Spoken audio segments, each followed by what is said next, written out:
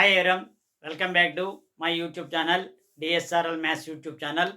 మనం 10వ తరగతికి సంబంధించి మ్యాథమెటిక్స్లో డైలీ రోజుకొక 2 లెక్కలు చొప్పున వీడియోలని మనం చేయడం జరుగుతుంది.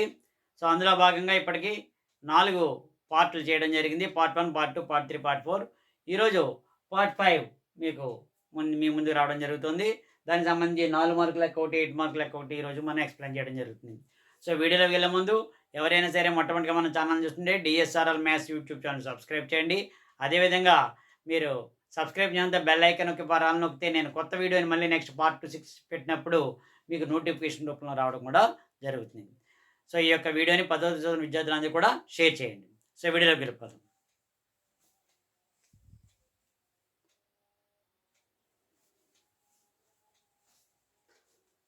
సో ఇందులో 4 మార్క్స్ సంబంధించి ఒక లెక్క చూస్తే the sum of the first 14 terms of n AP is 1050 and its first term is 10. Find the 20th term. అంటే అర్థమెటిక్ ప్రోగ్రెషన్ సంబంధించి ఒక లెక్క ఇవ్వడం జరిగింది. సో దీన్ని ఏ విధంగా చేయాలని చూద్దాం. ఇక్కడ మనకి ఇచ్చినవి ఏంటి? Some of the first 14 terms అంటే S14 ఇచ్చారు. 14 టర్మ్ ఎంత? 1050 ఇచ్చిన డేటా రాసుకుంటున్నాం. అండ్ ఫస్ట్ టర్మ్ అంటే మనకి ఇచ్చింది ఏ. ఫస్ట్ టర్మ్ అనేది ఏ అనే letter, that equal to 10. Find the 20th term అంటే A20 మనం ఫైండ్ అవుట్ చేయాలి. సో వాళ్ళు ఏమి ఇచ్చారు, ఏది ఫైండ్ అవుట్ చేయాలనేది మనం రాసుకోవాలి. సో ఎస్ఎన్ ఫార్ములా మనకి ఏపీలో n/2 into 2a plus n-1 into d. ఇక్కడ n అనేది 14 టర్మ్స్ అన్నాడు కాబట్టి 14/2. ముందు మనకి A20 కావాలంటే A+19D. ఏ కావాలి, డి కావాలి. ఏ తెలుసు, డి తెలీదు. సో డి అనేది ఇందులో మనం ఫైండ్ అవుట్ చేయాలి. సో A20 అంటే A+19D. సో ఏ ఆల్రెడీ ఇచ్చారు కాబట్టి డి ఫైండ్ అవుట్ చేయాలి. డి కోసం ఇదంతా మనం చేస్తున్నాం. 2a, ఏ అంటే 10 ప్లస్ n అంటే ఇక్కడ ఎన్ని టైమ్స్? 14 టైమ్స్ అన్నాడు కాబట్టి 14 - 1 కామన్ డిఫరెన్స్. సో S14 ఎంత వాల్యూ ఇచ్చాడు? ఆన్సర్ 1050. 14/2 అంటే 7. 2 10 20, 13D. ఇక్కడ ఈ 7ని మనం ఇటువైపు పంపించండి. ముందు 1050/7, ఎందుకంటే ఇక్కడ ఇంటూ చేసుకున్నప్పుడు ఒకసారి డివిజన్ అవుతుంది. 20 + 13D. దీన్ని క్యాన్సిల్ చేస్తే 7 1 = 7, 7 1 = 7, 35, 5, 150 వచ్చింది. So 150 = 20 + 13D.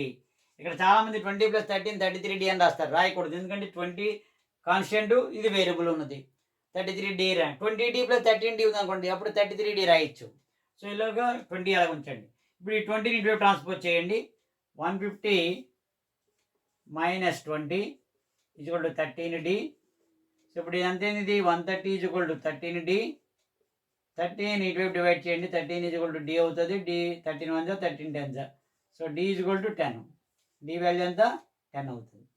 సో ఎప్పుడైతే D 10 వచ్చిందో ఇప్పుడు మనకి A20 అన్నప్పుడు 20th టర్ము A+19D. A+19D అవుతుంది. వాట్ ఇది ఏ వాల్యూ? ఫస్ట్ టర్మ్ మనకు తెలుసు 10 + 19 × 10. అప్పుడు 10 + 90 190 = 200. 20th టర్మ్ ఎంత? 200 అవుతుంది. సో 8 మార్క్స్ చూద్దాం. ఇది ఒకసారి కాపీ చేసుకోండి. మీరు కాపీ చేసుకుంటే మీకు ఈజీగా అర్థమవుతుంది. దీని తర్వాత 8 మార్క్స్ సమ్స్ మనం చెప్పడం జరుగుతుంది. 8 మార్కుల లెక్క.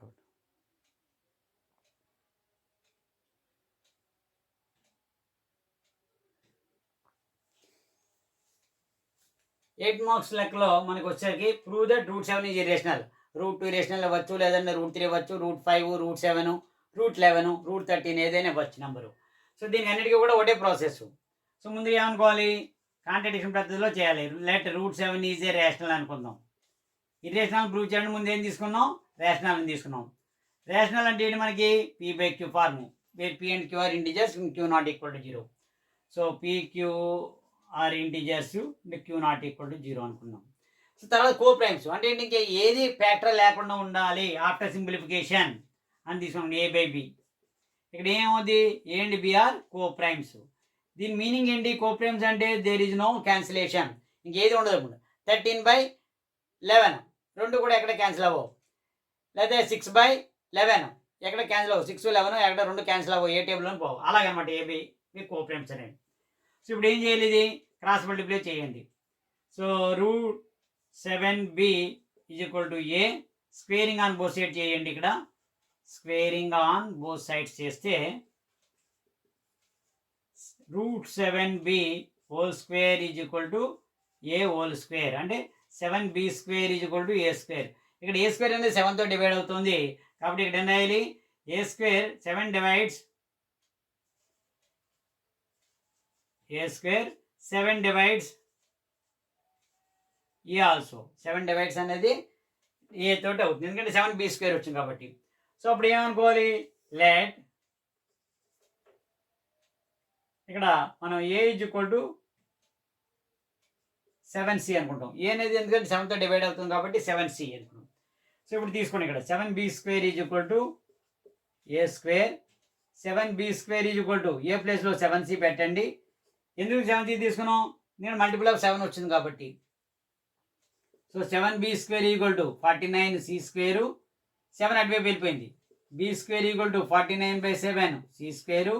So b square equal to 7c square. మళ్ళీ ఈ b స్క్వేర్ అనేది ఎలా వచ్చింది చూడండి. 7 డివైడ్స్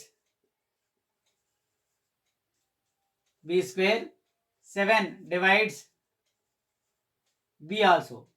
సో ఇక్కడ మనకి ఈక్వేషన్ నెంబర్ 1 అని చూస్తే 7 అనేది ఏని డివైడ్ చేస్తుంది? 7 అనేది బీని కూడా డివైడ్ చేస్తుంది. సో మన అవర్ అసంప్షన్ ఈజ్ రాంగ్. మనం ఏమనుకున్నాం? ఇక్కడ కోప్రైమ్స్ ఏది టేబుల్ పోవట్లేదని అనుకున్నాం. కానీ ఇక్కడ మనం తీసుకుంది 7 అనే నెంబరు ఏతోనే డివైడ్ అవుతుంది. ఏని బీని కూడా 7 అనే నెంబరు డివైడ్ చేస్తుంది. So our assumption is wrong. So therefore మన అసంప్షన్ ఏంటి? రూట్ 7 ఈజ్ రేషనల్ అనుకున్నాం, అదే రాంగ్ అయిపోయింది. సో ఆటోమేటిక్గా therefore root 7 is an irrational.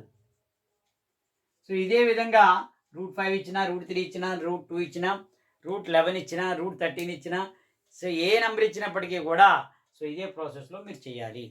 ఓకేనా? సో నెక్స్ట్ వీడియోలో పార్ట్ 6లో మళ్ళీ కలుద్దాం. సో అప్పుడు 4 మార్క్స్ ఒకటి 8 మార్క్స్ అనేది ఒకటి కూడా చేయడం జరుగుతుంది.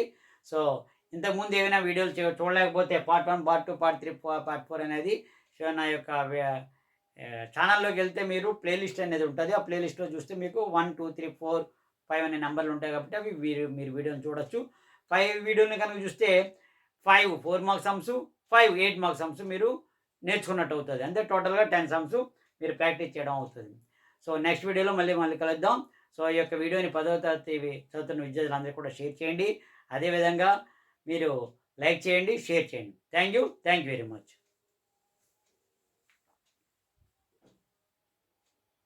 సరే అంతా కూడా రాసుకోండి ఇది కూడాను.